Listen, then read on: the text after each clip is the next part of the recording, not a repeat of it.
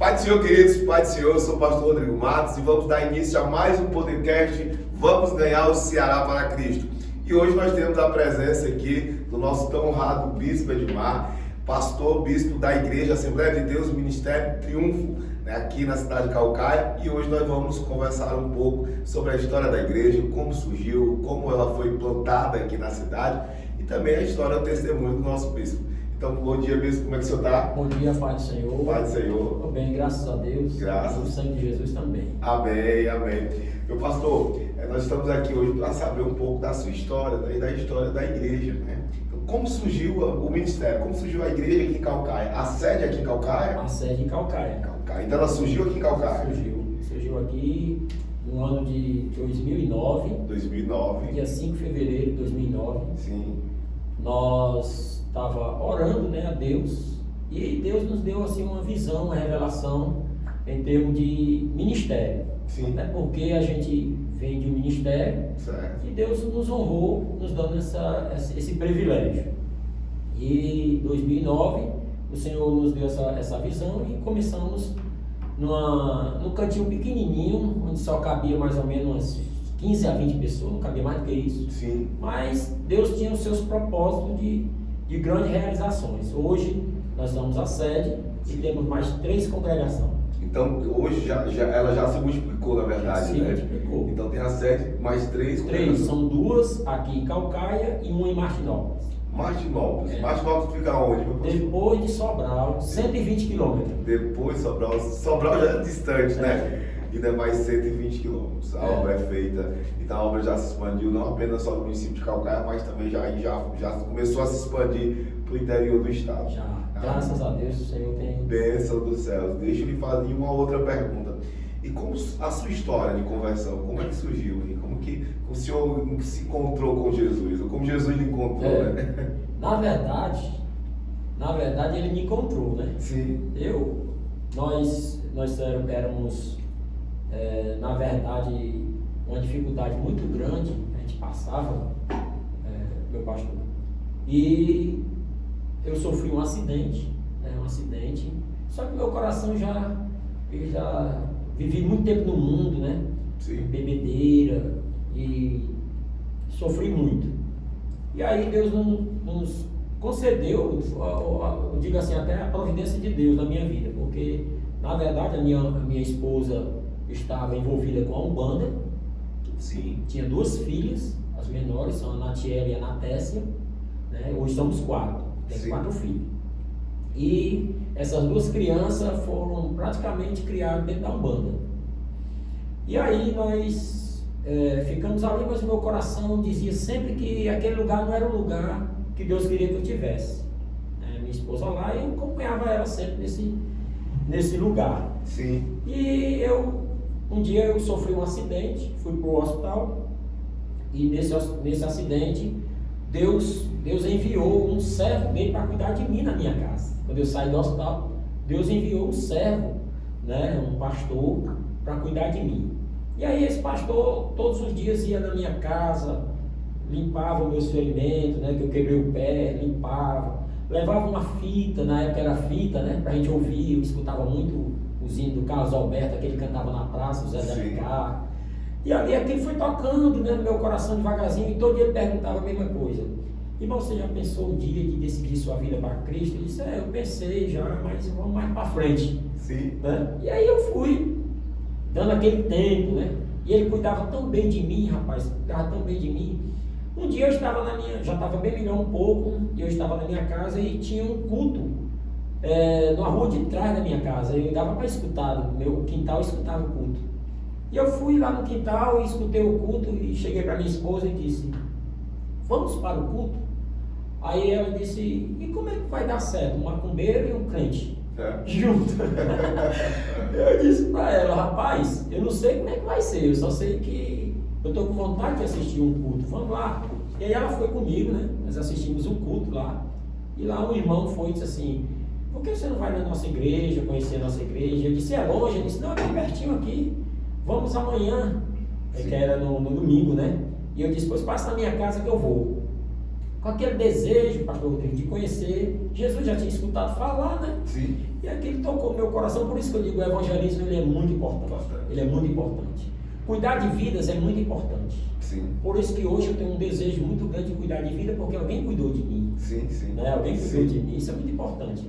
E aí eu fui para o culto, rapaz, e na época a gente tinha uma ótica, e na saída da nossa casa, chegou duas senhoras para tentar atrapalhar, né? Dizendo assim, olha, eu comprei um óculos lá, eu não estou me adaptando, aquela coisa toda, eu queria resolver hoje, no domingo à tarde, já perto da noite. Eu disse, senhora, a ótica está fechada, não tenho como a gente resolver agora, mas amanhã a senhora vai lá, que a gente diz, não, tem que resolver hoje, e não sei o que, aquela história que a gente conhece. Hoje eu conheço, né? Sim, sim. Antigamente. E aí eu disse, não, senhora, a senhora vai, amanhã a gente devolve o seu dinheiro, faz qualquer coisa, mas é porque eu estou saindo para a igreja, e sem falar, antes do meu filho aqui moreno, o Everton, levou uma queda, rapaz, na cama antes de ir pro culto. E eu cheguei lá na sala e vi aquele irmãozinho lá, rapaz, de joelho, de olho fechado. Eu cheguei para minha esposa e disse, minha filha, vamos que o irmão já está dormindo. Só que eu não entendia que o irmão estava intercedendo, que o irmão já estava vendo uma guerra espiritual. A batalha, né? E aí eu cheguei e falei para elas, e elas disseram assim, rapaz, pois amanhã nós vamos lá. Você vai sair agora? E aí nós saímos a pé, porque não tinha carro, né? Sim. Então nós saímos a pé, era pertinho também. E aí, no meio do caminho, eu encontrei uma pessoa que bebia comigo, rapaz. Incrível como um adversário coloca. Né? E aí ele olhou para mim, olhou para o irmão com a Bíblia e disse assim para mim, ei, tu vai para onde? Eu disse, eu estou indo para a igreja. Aí ele disse assim, para a igreja? E tu vai ser crente? Aí eu disse assim, hoje sou eu, amanhã é você. Já começou a evangelizar e profetizar. Meu pastor, e eu fui para a igreja naquele dia, aceitei a Cristo. Aceitei a Cristo, logo quando a gente... Nesse dia confessou o Senhor? Confessei, levei minha família para o altar, sim. Confessei o nome do Senhor, e aí eu fui muito agraciado, os irmãos me abraçaram, né, e fiquei muito feliz de ter recebido Jesus como meu Salvador, e hoje eu posso dizer que aquele irmão que eu profetizei, hoje ele é presbítero da casa do Senhor. Glória a Deus. E eu fui consagrado a pastor, hoje eu sou bispo, né? Sim, sim. Então, para mim, foi assim uma honra tremenda, né? O meu testemunho ele é muito intenso, muito grande. É justamente o que a palavra de Deus nos fala, né? Que Deus é o único que pode pegar o homem lá do pó, do monturo, e para colocar no meio, e coloca ele no meio dos príncipes, né? Sentado junto com os príncipes, né? Hoje mesmo eu estava lendo essa passagem de Abraão. Sim. Como Deus tirou Abraão? Da onde Deus tirou Abraão? Dos caldeus, do local de idolatria, para ser pai de uma grande nação. Sim. Aí eu digo, rapaz, é do nada que Deus faz acontecer. Deus faz acontecer. É da onde a gente não espera que Deus faz renascer. E Deus muda, né, a perspectiva de vida. É porque é onde há a glória de Deus, né? Porque é onde mais favor, mais graça é derramado, né? Onde mais favor ali foi derramado, onde Deus mais favoreceu, né? Mais glória há, né? Porque existia mais impossibilidades, né? Exatamente. O Senhor, no caso, como eu e como tantos, nós éramos para a sociedade os improváveis, né? Jamais nós poderíamos estar onde nós estamos hoje, ministrando. Mas para Deus, aí é onde entra a impossibilidade. Para Deus nada é impossível. E aí Deus pega aquilo que é improvável e torna provável para mostrar a glória dele, né? É verdade, eu aceitei a Cristo, e depois que eu aceitei a Cristo, meu pastor, eu não tive a oportunidade que muitas pessoas tiveram. Em que? Em sentar por muito tempo no banco de uma igreja, em passar... Então, com 6 meses nós fomos logo batizados nas águas. E aí, depois, com 9 meses, o pastor mandou nós orar em um local onde iria abrir uma congregação. E nós orávamos todo dia, eu e minha esposa, não sabia orar direito, né? Sim. Mas a gente dizia, Senhor, só dizia isso, abençoa os irmãos que vão para lá. Sim. Né? E todo dia a gente orava, e com um tempo, um mês mais ou menos, o pastor perguntou para nós se nós estávamos orando bem. Pastor, nós estamos orando, e Deus vai ser quando o irmão vai para lá. Sim. Aí, rapaz, ele olhou para mim, olhou para minha esposa e disse, pô, Deus me disse que os irmãos é vocês. Quer dizer que você não sabia, estava orando sem saber. Eu sabia. Eu disse, como assim? Eu fiz, como assim? Eu não sei falar nada, eu não sei, pastor, ainda não sei não, mas vocês vão e Deus é com vocês. E nós fomos para um canto, uma garagem. Era uma garagem. Uma garagem pequenininha, E lá todo dia a gente tinha que botar os bancos, tirar os bancos, porque era uma garagem, um carro de uma irmã que tinha cedido pra gente, né? E aí tirava o carro dela, e aí era eu, minha esposa e mais 2 irmãos, somente. E ali nós ficamos um tempo e depois Deus nos abençoou com o terreno, isso no outro ministério, né? Sim. No início do nosso ministério, então Deus abençoou a gente no terreno e lá construímos uma igreja. E aí de lá o Senhor nos tirou para o Siqueira. Agora o Siqueira nós passamos ali naquele lugar do Siqueira, por esse ministério, nós passamos 2 anos, 2 meses e 2 dias. Sim. Que eu digo que foi ali onde eu fui mais provado. Porque foi o deserto onde eu tinha que passar. Sim. Porque se eu não passasse pelo aquele deserto, eu jamais chegaria aqui. Aqui é uma preparação, né? Foi. Então, para a gente ter uma ideia, quem todo final de semana estava em uma casa de praia que a gente alugava para estar com a nossa família, teve um dia que só que fui a Cagés me visitar, cortou minha água, o Coelho cortou minha luz, num dia só, rapaz. Sim. Viu? E o carro deu prego, num dia só. Um dia de prova. Um dia da prova. Um dia de Jó. Foi. E aí eu entendi que era prova. Sim. Mas eu estava determinado a vir receber a posse aqui em Calcaia. E eu digo, meu pastor, que quando eu cheguei em Calcaia, eu fui muito agraciado por Deus. Recebi a posse, tomei de conta de uma igreja que tinha 3 congregações ligadas ao setor, né? E fui muito agraciado. Depois foi que eu saí e Deus me deu a revelação desse ministério. Sim. Né? Mas eu posso dizer que passei por todas as etapas da minha vida. De porteiro para onde eu estou. Onde está, né? E não deixou de ser servo, Não, né? se precisar hoje, eu estou lá na sua igreja, lá na portaria. Pode me botar que eu fico com uma E alegria. sabe fazer com muita excelência, né? Eu costumo dizer que hoje, né? Hoje os obreiros, às vezes as pessoas acham que a capacitação é tão somente na questão do estudo da palavra. O estudo da palavra é algo fantástico, é algo essencial. Mas você tem que passar por todos os departamentos da igreja para poder você entender e gerenciar, né? Na verdade, Deus nos capacita. Eu também, no meu ministério, eu passei por tudo. Fui do porteiro, certo? Ao pastor. Servi como diácono, servi como obreiro, servi como presbítero e ainda continuo servindo. E diácono. Como diácono. Pastor não deixa de ser diácono. Eternamente, né, meu pastor? E eu fico feliz, né, em saber que o Senhor lhe escolheu, né, mesmo no momento de impossibilidade, mas ele trouxe para o início de uma obra, né? Para o começo de uma obra, né? E lhe preparou, lhe capacitou, fez como Jeremias, né? Jeremias olha para ali para o Senhor e diz assim: Senhor, eu não passo de um menino, não passo de uma criança, né? É verdade. Aí o Senhor vai dizer: não diga isso, porque eu que vou lhe enviar, eu que vou colocar a palavra na sua boca. É Deus que nos capacita, né? E nos dá os mecanismos para isso. E meu pastor, eu queria saber se o ministério, a igreja, né? Ministério Triunfo, não é isso? Se o Ministério Triunfo, qual a importância que ele dá na questão do evangelismo com a ação social? O Ministério vê isso como algo importante, a ação social? É muito importante. Nós temos aí um trabalho de evangelização, Sim. que é um trabalho de carro de som, onde eu junto todas as congregações. Sim. E o carro de som vai proclamando e a gente vamos atrás pregando folheto, convidando o povo. E no final a gente faz um sopão. Sim. Sopão para a comunidade. E aí também nós temos os dias das ações sociais, que a gente consegue corte de cabelo, aplicamento de flúor, distribuição de roupa, certo? Tudo isso, como o senhor sempre diz, tendo pouco e fazendo muito. Fazendo muito, né? E qual é a aceitação da comunidade em relação, vamos lá, o sopão, né? Você faz o evangelismo e em seguida tem o sopão, né? Qual é a necessidade? A comunidade realmente aceita, recebe o sopão? Aceita o sopão, aceita com muita alegria, né? Porque na verdade a igreja ela sempre fez o diferencial.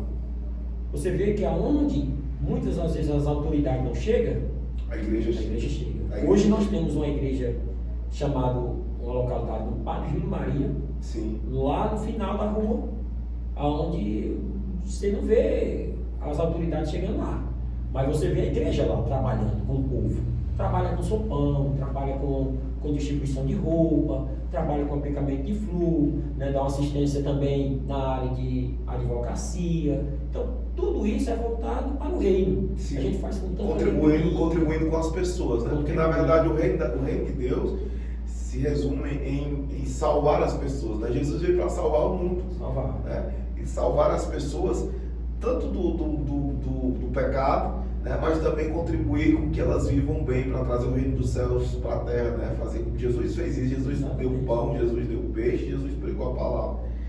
E às vezes, né, pastor, a gente vê que muitas pessoas que estão fora, né, no mundo fora, ou até mesmo dentro das igrejas, né, de algumas igrejas, elas não entendem que lá fora tem muita gente passando por muita necessidade, né? É verdade, muitas pessoas. Nós vemos aí as grandes igrejas que também fazem um trabalho lindo, mas às vezes nós percebemos que a maioria das pessoas que estão nas grandes igrejas não percebem que as pequenas igrejas, elas estão na ponta, elas estão justamente onde muitas vezes as grandes convenções não chegam porque não conseguem chegar realmente, o poder público não chega, mas as pequenas igrejas Estão chegando. ou as igrejas que estão na periferia, que estão justamente naqueles locais mais críticos, chegam, não é isso? É verdade.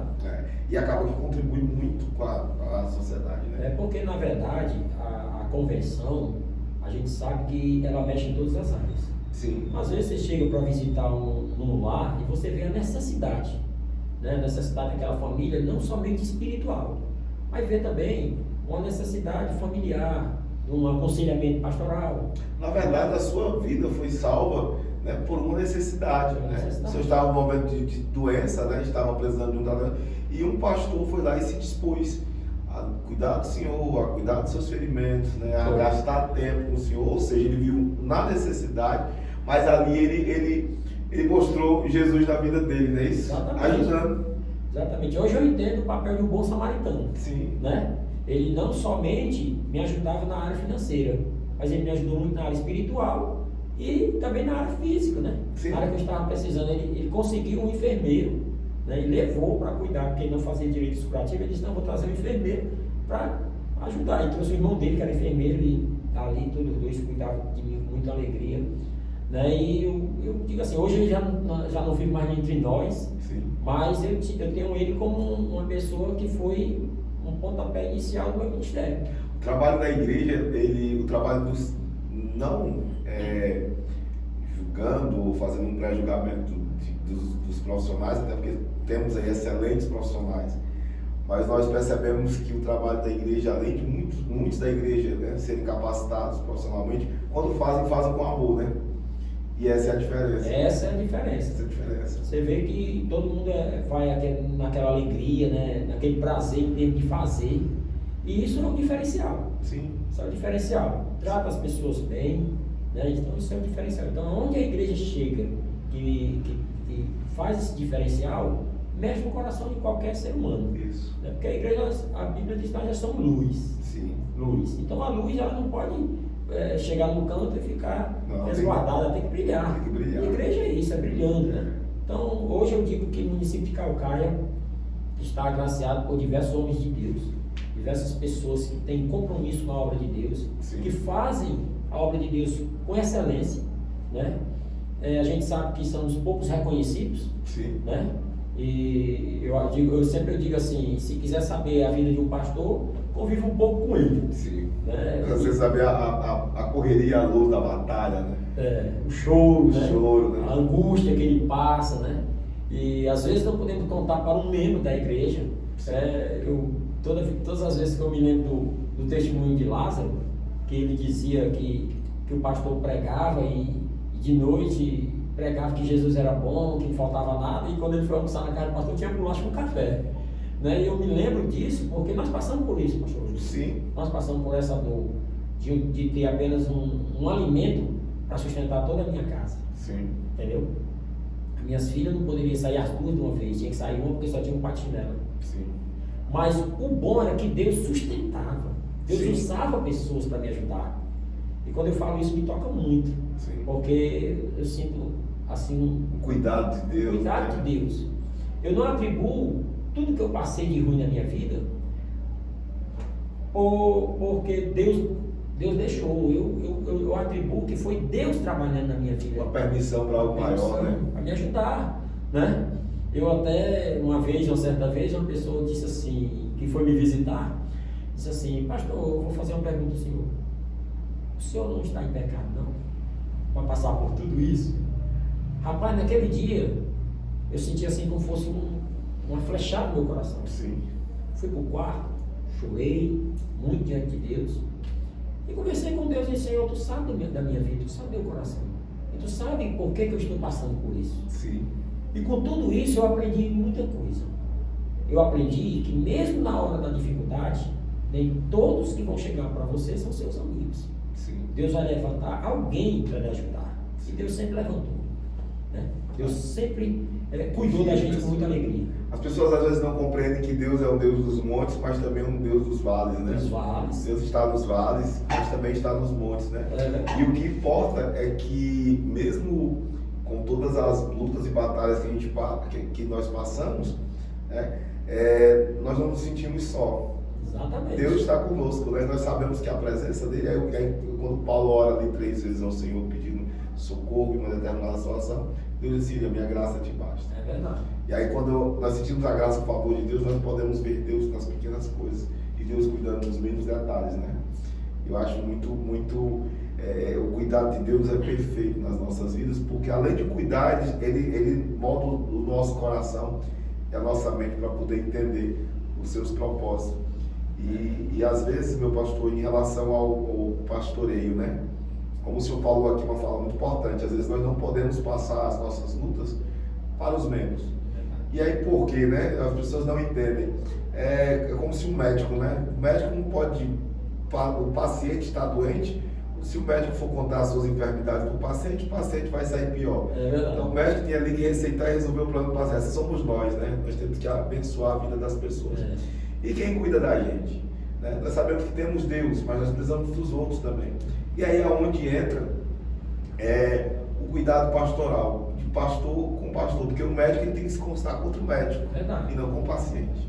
Verdade. Por isso, meu pastor Rodrigo, eu acho de suma importância a gente não viver só. Sim. Por isso que eu passei muito tempo só, um período do meu ministério só. Depois eu vim entender, Deus vem falando com a gente vem entendendo. E eu me afiliei a uma convenção. Sim. Convenção de amigos, convenção de companheiros, onde a gente, quando nós estamos por dificuldade, chega no nosso bispo, conversa, tudo. E aí, depois que eu me afiliei, eu vi que o negócio para mim melhorou. Porque eu tenho como compartilhar com alguém as minhas dores. Sim. E desse impasse, eu conheci o pastor Mário, né? Que me trouxe para o compacto. Aí eu digo: rapaz, Deus está alargando as tendas, né? Porque hoje não é só mais a minha convenção. Hoje tem mais um conselho. Hoje eu tenho um conselho de pastores, hoje eu tenho o senhor, né? Hoje eu tenho o pastor Mário, hoje eu tenho muitos pastores que podem nos ajudar na hora da dificuldade. Sim, de pegar na mão, de andar do lado e trocar experiências. Né? Chorar um no ombro do outro, a gente passa pelas mesmas dores, as mesmas lutas, as mesmas batalhas. E o senhor falando do pastor Mário, né?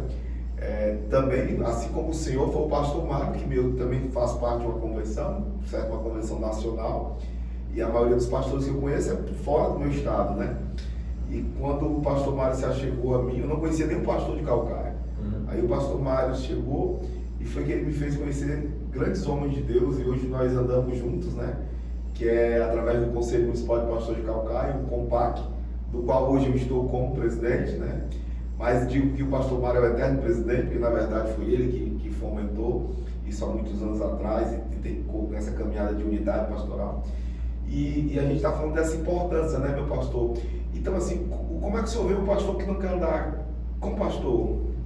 Olha, porque cada um tem o seu pensamento, né? Sim. Agora, se você for ver a Bíblia desde o início que diz: não é bom que o homem esteja só. O próprio Deus não anda só, né? Pai, Filho e Espírito. Exatamente. Né? Então, andando só, já não é bom. Já é algo pela Bíblia Sagrada dizendo que não é bom você estar só. Sim. E ministerialmente falando, sozinho é mais difícil. Muito. Mais difícil. Então você precisa ter pessoas para compartilhar com você as suas dificuldades, as suas dores, seus lamentos. Né? Sim. Então tudo isso faz parte da vida pastoral. Sim. Então, quando um obreiro nosso ele se isola, quer andar sozinho, o negócio fica mais difícil, né? O negócio Como fica mais ajudar uma difícil. pessoa que a gente não sabe qual é a dor, não sabe qual é a... Exatamente. Imagine só se você está doente, Mas se você vai no médico, fica lá na frente do médico, o médico pergunta, e aí, onde é a dor? E você não fala. Sim. É difícil alguém lhe ajudar, né? Sim. E nós sabemos que não dá para andar só. Não tem como a gente andar só. O que eu vejo hoje é que todo pastor, ele precisa ser cuidado. Sim. Eu digo sempre o seguinte, na nossa igreja, que quem não senta para aprender, ele pode se levantar para ensinar. Jamais. Porque como é que vai ensinar uma coisa que você não aprendeu? Sim. Né? Então, obreiros, ele já tem que entender que para ele amanhã ser um bom pastor, um bom líder, ele precisa sentar para aprender. Porque se ele não senta para aprender, então fica difícil. Ele não tem o que ensinar, né? Tem. Então hoje nós estamos para aprender tanto no convenção como no lado da compacto. Sim. Né? E nós andamos juntos. Sim. E o engraçado é que às vezes se levantam pastores, né? Hoje a gente vê um movimento de desigrejados, né? Mas esses desigrejados acabam que formam igrejas. São pessoas que se revoltam com determinada repartição ou igreja e às vezes, muitas vezes saem dali porque querem que as suas opiniões sejam aceitas e às vezes não é o que a igreja concorda e saem, vão lá e dizem, não precisamos de líderes. E acabam querendo ser líderes. Como é que eu não preciso de líder? E eu quero ser líder. Então, é contraditório, né, meu pastor? Então, acho que todo mundo tem que estar debaixo de uma liderança. Na verdade, todo mundo tem que ter um mentor. A liderança não é alguém que mande você, mas é uma pessoa que comande. Mandar é uma coisa, comandar é mandar com, é estar junto, estar guiando, está dizendo, olha, não faz isso, eu já fiz isso, você vai errar, vai quebrar a cara, né? Então, é o que eu aconselho também os nossos pastores na nossa igreja, né? Alguns pastores que estão sob os meus cuidados. E às vezes a gente vê que, mesmo estando aos nossos cuidados, às vezes querem se afastar, se isolar, e você não anda só, você vai cair. Tem que dar pé, porque se o cair, o outro levanta, né, meu pastor? E como é que o senhor está vendo a questão do Compac, né? O crescimento do Compac. A importância do Compac na cidade de Calcaia, como é que o senhor vê? Hoje eu vejo o Compac mais, eu digo, mais sólido, mais amável, mais aconchegante. Sim. Hoje nós podemos dizer até que nós temos um escritório, né? Sim. Para nos receber, né? Um local físico agora. Já estive aqui, um local. Então já estive aqui em alguns eventos aqui, e a gente vê a necessidade que precisava disso. Sim. Né? A necessidade. E aí a gente tem onde a gente se recorrer na necessidade, na precisão, sim, um aconselhamento pastoral, né? Um apoio.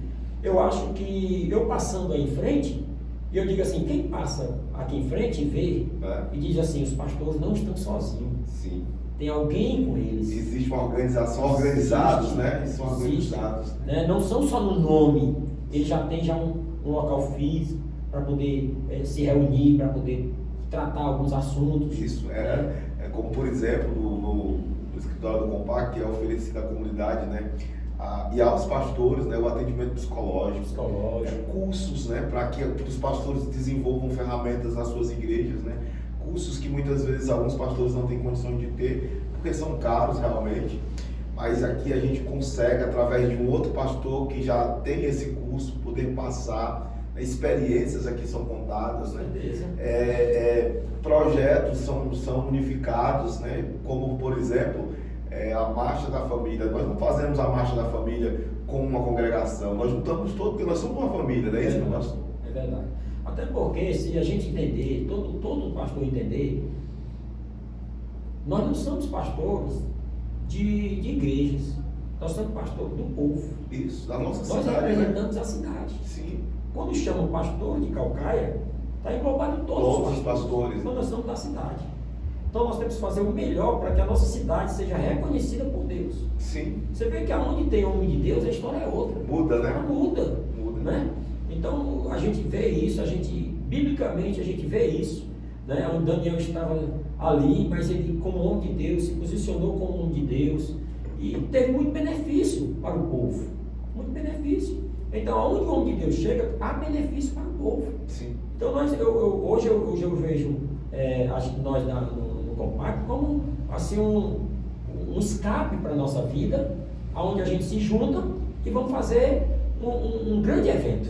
Uma obra num âmbito maior, não só de uma congregação, de uma igreja, mas de uma cidade, né? Exatamente. Uma cidade. Uma coisa é você estar só, ou com 2 ou com 3 congregações. Hoje, quando nós vamos para a rua, nós levamos 70, 80 pessoas, 100 pessoas para trabalhar na rua. Mas você imagina se amanhã eu estiver na rua e o compacto está lá comigo, no lugar de levar 100 ou levar 300. Sim. O impacto é outro. É outro, né? O impacto é outro, né? Então a gente vê essa integração, essa unidade muito forte, entendeu? Que tem na cidade de Calcaia e vamos expandir. Claro. E de diferentes denominações, né? Nós vamos ver pastores batistas, pastores presbiterianos, assembleanos, pentecostais. E o que nos une é muito maior do que as nossas diferenças doutrinárias, né? O que nos une é a presença de Deus, né? Nós sabemos que cremos num Deus Todo-Poderoso, em Jesus Cristo Salvador, e sabemos que é o poder de Deus, né, para a transformação da nossa cidade. Então, nós costumamos aqui nos reunir nos primeiros domingos do mês da entrada da cidade para orar juntos para a cidade, de vez de a gente orar por causas pessoais só nossas, a gente ora pelos poderes públicos, né? E aí a gente tem visto, nós temos visto aí a diferença, Deus agindo, Deus mudando a realidade da igreja, do povo cristão, né? Exatamente, porque se a cidade tiver paz, nós estamos em paz. É bíblico, né? É bíblico. Então, se a cidade está em paz, aonde a gente vê muitos números de homicídio, muitas pessoas perdendo a vida, e eu fico a perguntar, enquanto essas pessoas estão perdendo a vida, né, nós como igreja estamos preocupados em quê? Em ficar dentro de 4 paredes, né? Porque se você for ver, a igreja ela é tirada de fora, de dentro para fora. Ela tem que ir para fora, ela tem que mostrar para... Que é luz do mundo, né? Não é luz da igreja, é luz do mundo. A igreja é salva, é vitoriosa. A nossa maior preocupação claro, cuidar com quem está dentro, sim. Mas a nossa maior preocupação é saber ganhar quem está lá fora. Sim. Né? Com palavra, com o nosso testemunho, com a nossa vida. Sim. Isso é muito importante. Então, eu friso muito esse lado de testemunhar. A igreja, ela na verdade, ela deve ser uma agência de impacto, né? Onde ela estiver, ela tem que mudar o quadro que está ali ao seu redor. A igreja, ela tem que impactar, transformando a sociedade. Então, se você está com a sua igreja ali naquele local, e se aquela igreja ela não faz um trabalho de transformação na vida das pessoas para diminuir os índices de homicídio, porque toda vida que você tira, certo? Uma pessoa que está no mundo do crime e você consegue resgatar ela para Jesus e ela vem para a igreja, é menos um homicida, é menos um assaltante, é menos um estuprador, é menos uma pessoa que está ali e agora é um cidadão a mais, que agora está renovado, restaurado, que agora vai contribuir com a sociedade. Com certeza. E é a igreja que faz isso, né, meu pastor? Aí a gente vê, meu pastor, essas casas de recuperação, né, que não tem recursos e os pastores se dão, trabalham, arrumam e dá certo. E quantos eles já têm tirado tantas pessoas do mundo da droga, né? E isso é um reconhecimento que eu digo sempre que seja muito louvado. O Senhor cuide desses pastores, cuide desses locais, e nós como pastores, porque nós também não devemos se juntar, né, e dar uma força àquele pastor que está lá, né, que está sofrendo naquela casa de recuperação, né? E nós vemos que, principalmente agora nesse período invernoso, eles não apenas acolhem os que estão ali no mundo das drogas, mas até mesmo os moradores de rua, que também estão nas drogas, né, mas que estão numa situação ainda maior, mais precária ainda, porque às vezes o cara que está na droga, ele ainda tem a casa dele, ainda pode convívio dos pais, ainda está naquela situação, não consegue se libertar das drogas, mas ainda tem ali o mínimo ainda. Mas aqueles que estão na situação precária, jogados, largados na rua, eles trazem, né, muitas vezes se acolhem e vão cuidar e tratar de uma situação precária e muitas vezes sem nada, fazendo muito. Sem nada. A gente vê esse trabalho. Sim. A igreja, o povo vê esse trabalho. Né? Até o ímpio em si, ele vê esse trabalho. Sim. Ele vê que a igreja é importante. Sim. Porque tirou a igreja daqui, acabou-se. Não tem mais nada. Né? Porque a única coisa que ainda está podemos dizer, que está segurando, está tirando, ajudando o povo, é a própria igreja. Eu vi um comentário, né, de uma pessoa, ela comentou assim, que local de pastor era na igreja, certo? Talvez essa pessoa não saiba que o maior trabalho do pastor é fora da igreja, né? É fora da igreja, dentro da igreja é bom. A dirigir culto é bom, né? Todo mundo quer dirigir um culto. Agora, vamos lá.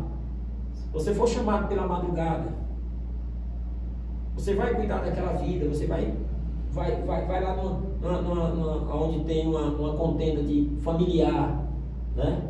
Onde tem algo que, uma palavra pastoral, já muda a direção. Já muda a direção. Quantas pessoas já se divorciaram, né, por falta de uma orientação? Por falta de uma orientação. Então existe um impacto direto, né, no seio familiar. No seio familiar. A igreja é muito importante em todas as áreas. E não só dentro da igreja, né? Quantas vezes de madrugada nós saímos para ajudar pessoas, para resgatar a pessoa, né? Às vezes nós entramos, né, dependendo do chamado pastoral, quantas vezes nós entramos para buscar ali o drogado que está ali numa facção, que está prestes a morrer, mas o pastor chega, o líder da facção respeita o pastor, a autoridade pastoral, e libera se aquela pessoa for para a igreja, para a casa de oração. Então a gente consegue muitas vezes salvar vidas, não apenas do mundo das trevas, mas também do mundo terreno, né, nas mãos do próprio homem. Uma pessoa me disse assim, já aproveitando sua palavra, uma pessoa me disse assim: meu pastor, eu vou dizer uma coisa para o senhor. Ainda é temido a igreja aqui na terra, porque essa pessoa que me disse vivia no mundão do crime. Sim. Mas quando se trata de igreja, ao respeito. Sim. Aí eu olho e glorifico o nome do Senhor. Sim. Né?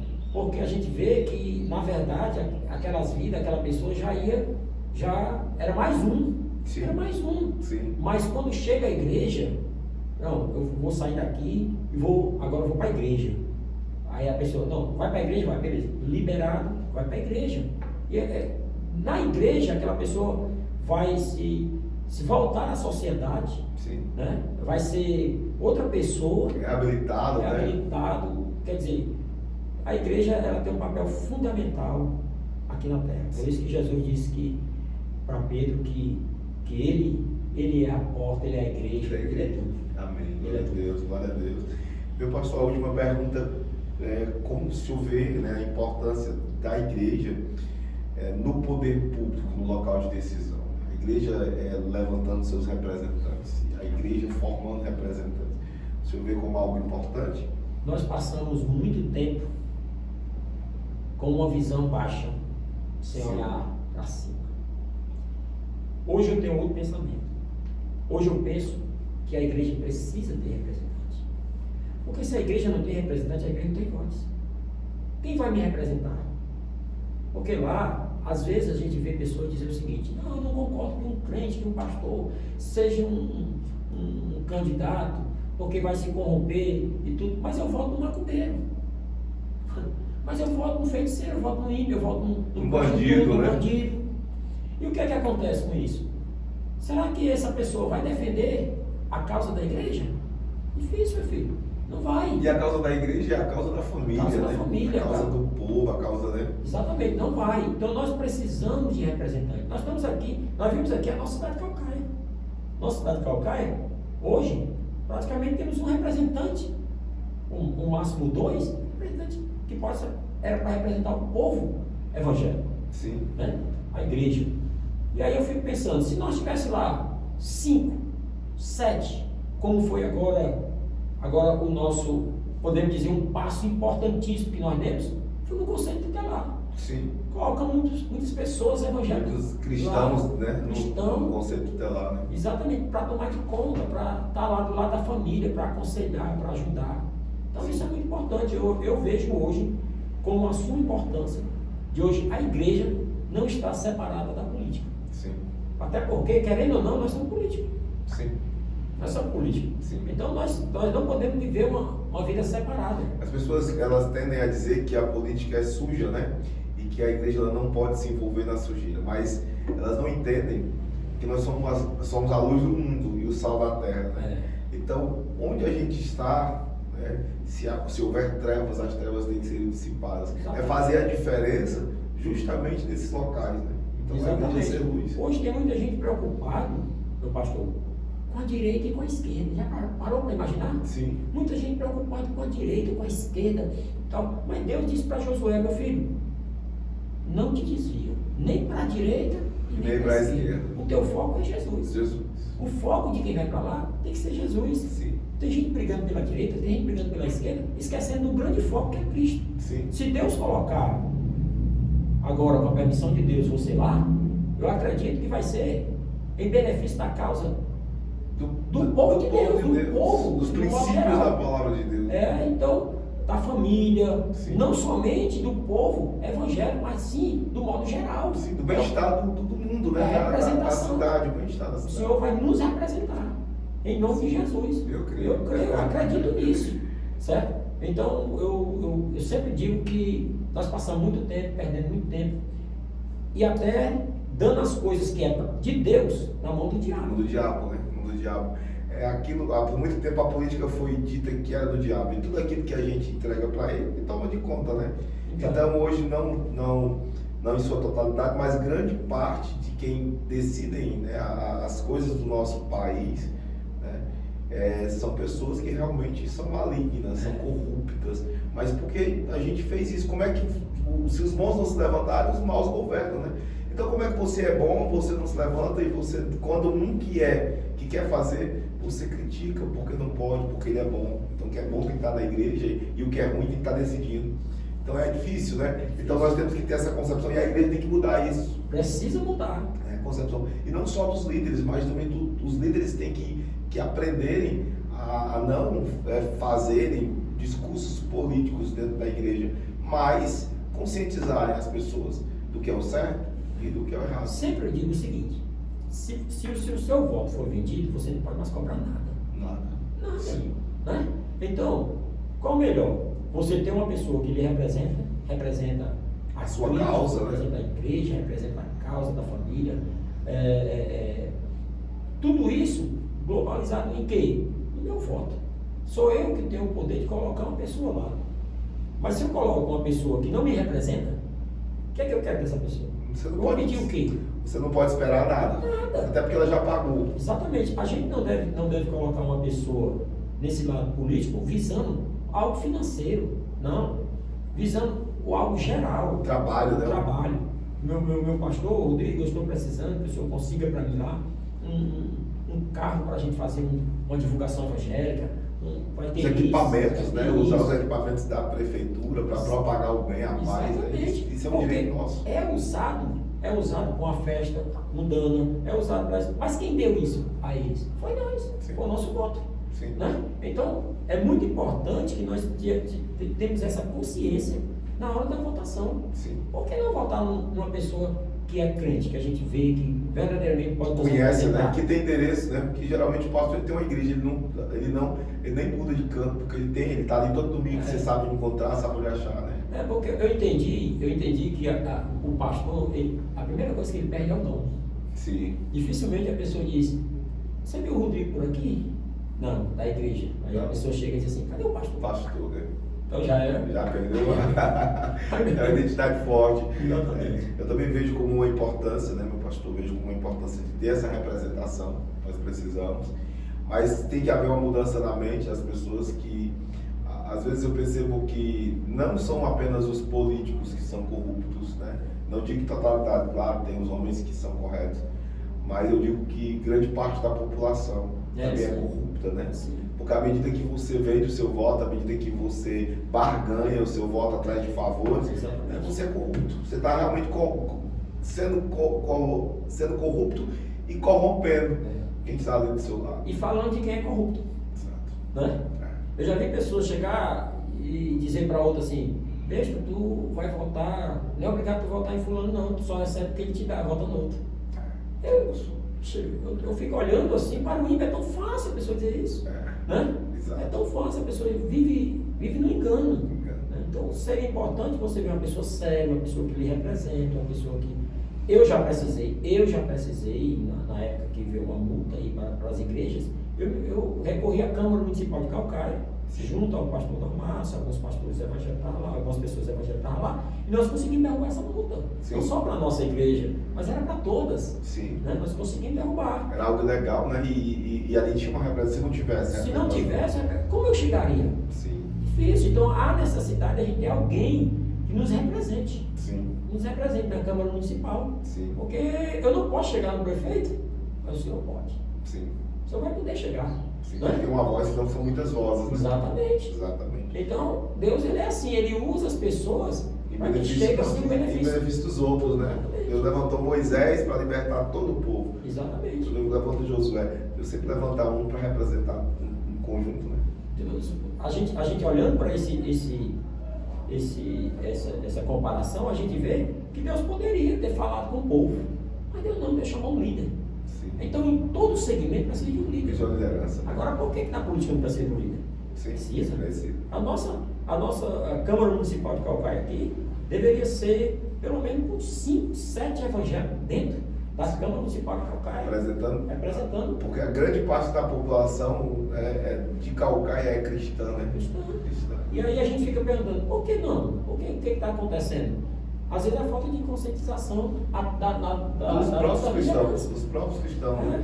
E a liderança precisa ser mais incisiva, né? Em termos de falar disso, né? Sim. Eu regulava muito em termos de falar em política, mas fora da igreja, eu sou liberado a falar. Sim. Entendeu? Dentro da igreja, meu palco, não sei muito para política, não gosto. Mas fora, eu posso fazer uma reunião, posso falar com Até alguém. porque lá na igreja, o altar, nós vamos pregar a palavra, né? Mas nós temos um povo que nós podemos reunir, conscientizar, né? É a conscientização, na verdade. Não é nem impor nada, mas conscientizar o povo do que é o certo e do que é errado, né? Porque Foi o que aconteceu isso. Agora, nesses votos agora que aconteceu, muita gente nos procurou, né? E aí, pastor, qual é a orientação? A gente mostra um lado, mostra esse. Sim. Aí fica à vontade. Fica a critério da pessoa. É isso. Eu estou muito feliz pela sua visão, né? Feliz também pelo trabalho que a igreja Ministério Triunfo, né? tem realizado, né? Dentro da comunidade aqui em Caucaia. E eu queria que o senhor deixasse os dias do culto da sede para que as pessoas que moram aqui em Caucaia ou até mesmo em outros bairros queiram visitar a igreja. Eu já estive lá, a igreja linda, uma igreja abençoada, uma igreja cheia do poder de Deus, certo? Então você tem que ir lá visitar, certo? Você que ainda não está congregando numa igreja, você que precisa de uma igreja séria, super indico, certo? A liderança do nosso amado bispo, um homem decente, um homem direito que tem feito o trabalho. Então, pastor, fala um pouco do dia do culto. A nossa sede, hoje nós temos 2 cultos. Nós trabalhamos na quarta-feira, que é o culto de ensino, culto de doutrina, às 19 horas. E no domingo, que tem os temas, né? O primeiro domingo é primícia, o segundo é missão, o terceiro é milagre, o quarto é família, que no caso é o senhor que vai pregar lá, tá sabendo? Tá sabendo agora. Então, é família. Então, no domingo às 18 horas, a nossa igreja se encontra na rua A, número 8, no bairro da Cigana, Vila Casé. Vila Casé. Lá é Vila Casé, certo? E com isso também nós temos outras congregações, uma no Padre Maria e outra no Conjunto Metropolitano. Mas a sede ela fica aqui na Cigana. A sede fica aqui na Cigana, né? Na rua A, número 8, no bairro da Cigana, Vila Casé. Se colocar lá, já sai. Já sai. Como é o Instagram da igreja? Tem. Mas quem toma de conta é minha filha, minha nora. Mas é Ministério Triunfo.